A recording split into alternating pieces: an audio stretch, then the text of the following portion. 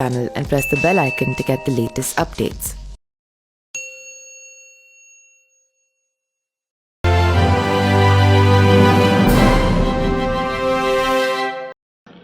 नमस्कार, मेरा नाम पिंटू सिंह यादव है और आप देखना शुरू कर चुके हैं न्यूज़ लाइव। दोस्तों, बीजेपी हर उस गतिविधियों पर निगाह बनाए हुए है जिसमें उन्हें वोटों के लिहाज से नुकसान हो सकता है। निर्दल प्रत्याशी नुसरत अंसारी और उनके पिता और समाजवादी पार्टी के प्रत्याशी अफजाल अंसारी पर सियासी तौर पर बीजेपी ने चुनाव आयोग से निगाह रखने की अपील की है। बीजेपी का मानना है कि महज दिखावे के लिए अफजाल अंसारी और उनकी बेटी नुसरत अलग अलग चुनाव लड़ रहे हैं। बीजेपी नेता कृष्ण बिहारी राय ने आरोप लगाया है कि बाप बेटी यानी कि अफजाल अंसारी और नुसरत की जोड़ी जो है वो लोगों को धोखा दे रही है।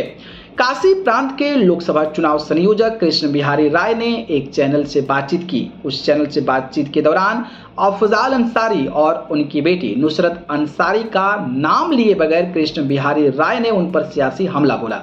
भारतीय जनता पार्टी के नेता राय ने कहा कि बाप और बेटी लड़ रहे हैं, कोई यह नहीं कहेगा कि वो दोनों जो हैं वो अलग अलग लड़ रहे हैं। यह चुनाव आयोग का दायित्व है कि वह देखे कि आदर्श आचार संहिता उल्लंघन ना हो। बेटी किसके लिए वोट मांग रही है?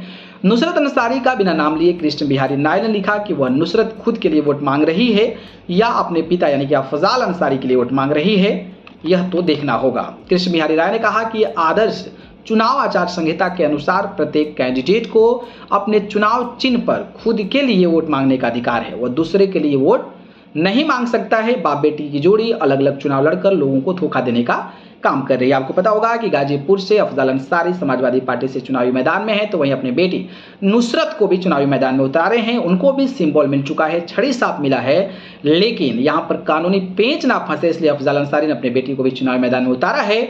अब सवाल यह है कि भाई अफजाल अंसारी साइकिल के लिए मांग रहे हैं तो नुसरत क्या साइकिल के लिए मांग रही है या फिर छड़ी के लिए मांग रही है? अगर वो साइकिल के मांग रही है तो चुनाव आयोग का ये उल्लंघन माना जाता है, आचार संहिता का उल्लंघन माना जाता है, जिसको लेकर बीजेपी नेता ने वार किया है। बाकी आपको क्या लगता है, इस तरीके की चीजें राजनीति में होनी चाहिए? इस पर अपनी प्रतिक्रिया कमेंट बॉक्स में बताइए। धन्यवाद।